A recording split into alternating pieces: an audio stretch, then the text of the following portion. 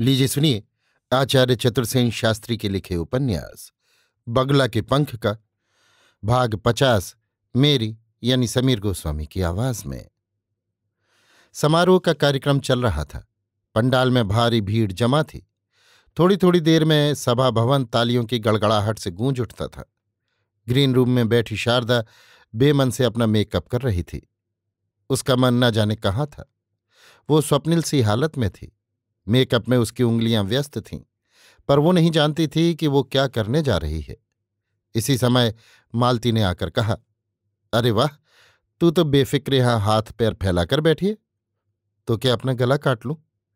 चल भाई, सब तैयार हैं, मैडम ने मुझे भेजा है। चल, मैं रेडी हूं। मालती ने एक बार सिर से पैर तक शारदा को देखा।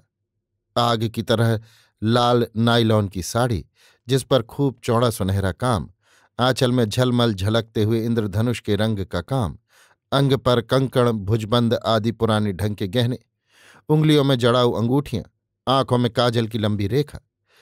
देखकर मालती ने ठोड़ी पर उंगली रखकर कहा, तू तो आज राधा बनी है शारदा, पर तेरा मुंह? क्यों, मुंह से तुझे क्या लेना देना है? मुझे नहीं, पर बाहर जो हजारों इस मुख को देखने की लालसा मन में संजोए बैठे हैं। तो मुंह को क्या हुआ है? एकदम रूखा सूखा, जैसे वहां एक बूंद रक्त है ही नहीं। तू क्या वियोग श्रृंगार का नृत्य करने जा रही है? तो अब इस वक्त किसका मुंह लाऊं उन सबको दिखाने के लिए? नहीं तो नृत्य मुलतवी रखा जाए। मैडम जहर खाकर मर जाएगी तो ये ब्रह्महत्या किसे लगेगी? क्यों, क्या मैडम ब्राह्मण है? कर्म से तो ब्राह्मण ही है। देखती नहीं, हमारी गुरु है, विद्या दान करती है। दान कहाँ करती है रे, बेचती है। और बात नहीं हुई। इसी समय घंटी बज उठी। शारदा उठकर धीरे धीरे स्टेज पर पहुंची। पर्दा नीचे से फटकर इधर उधर हट गया। सामने का दृश्य भाव विमोहित कर रहा था।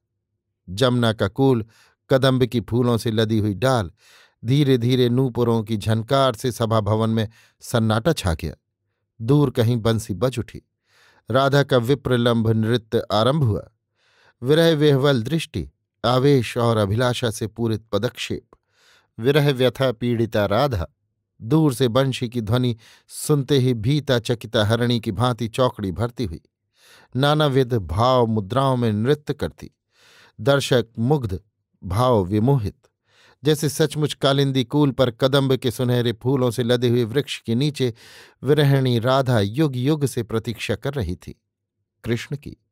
मान अभिमान भूत भविष्य कुल मान सब को छोड़कर केवल दूर से आती हुई बांसुरी के सुर में अपनी संपूर्ण चेतना को डुबोकर सारी देह आकुल व्याकुल पीड़ा से जैसे आपूर्यमाण हो रही है। चितवन में, भौहों में, चरण गति में, देह यष्टि में पीड़ा है।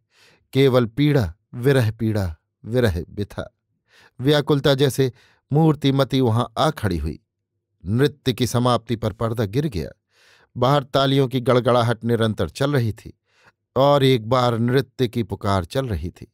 लोग चिल्ला रहे थे और एक बार। मैडम ने लपकते हुए आकर शारदा को अंक में भर लिया। वंडरफुल वंडरफुल माय डियर, लेकिन एक बार तुम्हें और जाना होगा। नहीं मैडम, मैं स्टेज पर गिर पड़ूंगी। अब नहीं। इतना कहकर शारदा दोनों हाथों में अपना मुंह दबाकर कुर्सी पर धम्म से बैठ गई। अभी आप सुन रहे थे आचार्य चतुर्सेन शास्त्री के लिखे उपन्यास बगुला के पंख का भाग 50 मेरी यानी समीर गोस्वामी की आवाज में।